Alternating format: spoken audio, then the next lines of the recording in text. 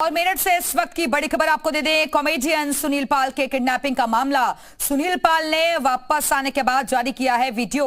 Delhi Meerut highway पर अपहरण की जानकारी दी है। 8 लाख की फिरौती लेकर छोड़ा, ये सुनील पाल की तरफ से कहा गया है। आपको बता दें कि सुनील पाल मुंबई पहुंचकर किडनैपिंग की बात सोशल मीडिया पर उन्होंने शेयर की है।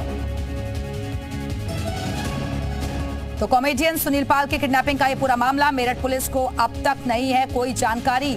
ये एसएसपी की तरफ से कहा गया है। मुंबई पुलिस के साथ नहीं हुआ कोई कम्युनिकेशन।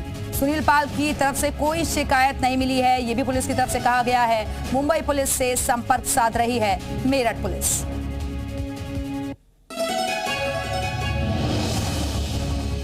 सुनील पाल ने वापस आने के बाद बाकायदा वीडियो भी जारी किया और इस वक्त खुद कॉमेडियन सुनील पाल हमारे साथ जुड़ गए हैं। सुनील जी, बहुत स्वागत है आपका जी उत्तर प्रदेश उत्तराखंड पर।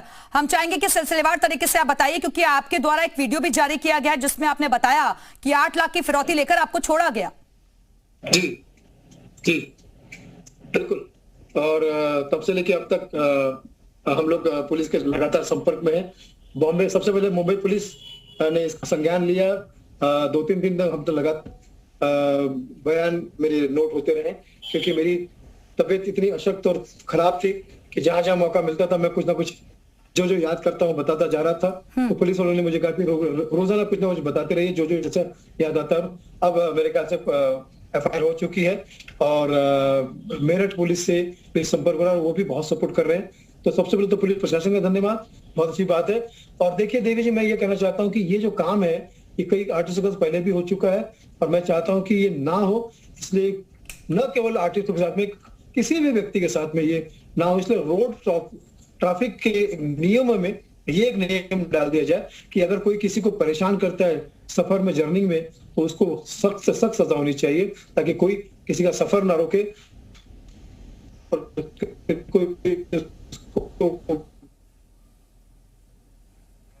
सुनील पाल जी, लेकिन एसएसपी की तरफ से तो ये कहा गया है कि अभी तक मुंबई पुलिस के साथ उनका कोई कम्युनिकेशन नहीं हुआ है और आपकी तरफ से मेरठ पुलिस में कोई शिकायत भी दर्ज नहीं करवाई गई है अभी तक।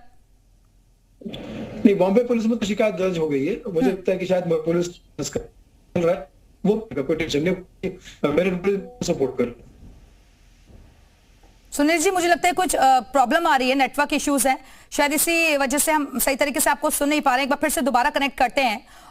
दरअसल आपको बता दें कि वीडियो जारी किया गया है सुनील पाल जी की तरफ से। सुनील जी, आपको आवाज मेरी क्लियर आ रही है? बिल्कुल आ रही, बिल्कुल जी। बिल्कुल। सुनील जी, जरा ये भी बताइए आप तफसील से कि एग्जैक्टली हुआ क्या था, क्योंकि ये वीडियो तो जारी किया गया है, लेकिन एग्जैक्टली हुआ क्या था आपके साथ? वो कौन लोग थे जिन्होंने ऐसे फिरौती मांगी थी? क्या आपको पहले से जानते थे या इससे पहले भी इस तरीके की क्या कोशिश की गई थी उन लोगों की तरफ से कुछ? नहीं, इससे पहले जीवन में कभी ऐसा नहीं हुआ। ये दुर्घटना मेरे साथ पहली बार हुई है। और एक रैंडम फोन आता है शो के लिए, प्रोग्राम के लिए, कि आपका प्रोग्राम करवाना है, हरिद्वार में करवाना है। सर, आपको याद है मैं फला मीटिंग में आपको मिला था, फला मीटिंग है, मैं आपका बहुत बड़ा फैन हूँ, मेरा नाम अनिल है, सबने कुछ नाम बताया उसने। एंड बोला कि क्या आपका डेट खाली है, पेमेंट क्या होगा, कैसे होगा। और 2 तारीख की बात तय हुई, पेमेंट तय हुआ, एडवांस उन्होंने भेज दिया और टिकट भी भेज दिया। मुझे आना था दरभंगा से दिल्ली से वहां बाय रोड जाना था। तो मैंने उनसे कहा था कि भैया लेट हो जाऊंगा, शाम का ही फ्लाइट है दरभंगा से बॉम्बे के लिए, अपना दिल्ली के लिए। तो उन्होंने नहीं, प्रोग्राम भी शाम का है तो आप आराम से आ जाइए। दिल्ली पहुंचा, दिल्ली से फिर मैंने उनको दिल्ली पहुंचा, दिल्ली से मैंने अपने आपको जी दिल्ली से फिर मैंने अपने आप को मैं इनोवा गाड़ी थी, वहां पर बंदा खड़ा था एयरपोर्ट पे, मुझे रिसीव कर लिया और रिसीव करके फिर हम लोग आगे बढ़े। तो मेरी बात हो रही थी उनसे व्हाट्सएप कॉलिंग पे कि मैं यहाँ पहुंच गया हूँ, क्योंकि उनका नॉर्मल कॉल नहीं लग रहा था, तो व्हाट्सएप कॉलिंग पे बात हो रही थी। उन्होंने कहा कि ठीक है सर, आप आ जाइए और अभी आप ना सबसे पहले पेमेंट ले लीजिए, फिर आगे बढ़िएगा, पेमेंट पूरा यहाँ पर आपका पूरा ही हो जाएगा। तो मैंने कहा क्या करूँ? तो बोले आप सेकंड टोल नाका है दिल्ली का, वहां रुक जाइएगा। ठीक है, ओके। तो मुझे भी, क्योंकि आपको पता है दिल्ली से सेकंड टोल नाका तक काफी समय जाता है, ट्रैफिक छोड़ के, तो 1.5-2 घंटा उसमें गुजर जाता है। और मुझे भी हल्की सी शाम का टाइम, ट्रैफिक का टाइम दिल्ली का तो पता ही आपको, तो हल्की सी भूख टाइप की लगी थी। तो मैंने कहा भाई ठीक है, और कुछ दवा वगैरह नहीं थी, तो मैंने छोटी बैग बना ली थी, क्योंकि मुझे दरभंगा से यहाँ आना था। मैं नहीं चाहता था कि देर हो, इसलिए बैग मैंने हैंड बैग ही बना दी थी। तो उसमें दवा निकाल के खा रहा था, तो इतने में वो बंदा आया मेरे पीछे, कहता कि अरे सुनील जी आप यहाँ कैसे, मैं आपका फैन हूँ, ये है वो है, कहाँ जा रहे हैं? मैंने कहा भाई हरिद्वार जा रहा हूँ। तो बोले आइए ना सर, मैं छोड़ देता हूँ, ये मैं भी उधर ही जा रहा हूँ। और ये करते हुए मेरी गाड़ी देखिए, छोटी सी गाड़ी है ये, देखिए करते ऐसे गाड़ी में घुसा दिया, गाड़ी का दरवाजा बंद कर दिया और मेरे मुंह पे पट्टी बांधी और आगे बढ़ गया। सोम से रात का समय था, मैं चिल्ला भी नहीं पाया क्योंकि उन्होंने जोर से कहा चिल्लाना मत, ये करना मत, वो करना मत, हमारे पास चाकू है, बंदूक है, ये है वो, सब धमकियां देने लगा। और बीच में गाड़ी को कहीं रुकती थी तो मुझे लगता था शायद कोई लोग चढ़ता था और कोई चढ़ता था और कोई उतरता। ठीक है, एक छोटा सा रिएक्शन आपसे क्योंकि वक्त कम है। सुनील जी, क्या ज्यादा फेमस होना भी कई बार मुश्किलें खड़ी कर देता है? नहीं मां, मैं कह रहा हूँ कि फेमस आदमी के साथ ही क्यों देवी जी, मैं कहता हूँ आम आदमी के साथ भी ये नहीं होना चाहिए। क्यों होना चाहिए?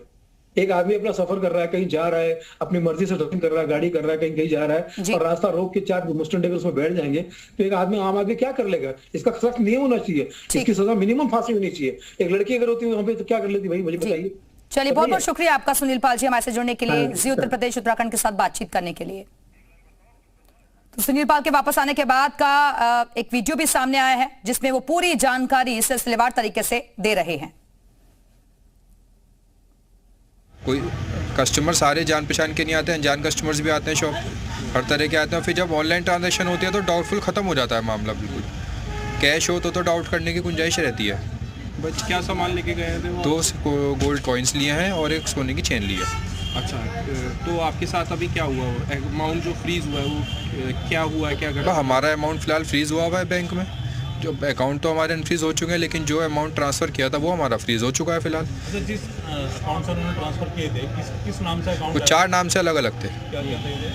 अब जी ऐसे नाम तो हमने दे रखे हैं, बिल्कुल नाम तो मुझे याद नहीं एकदम, लेकिन हमने दे रखे हैं सब चीज़ अपनी। इसमें इन्वेस्टिगेशन अभी मुंबई पुलिस द्वारा अभी जारी है। लगभग कितना ये अमाउंट है सर?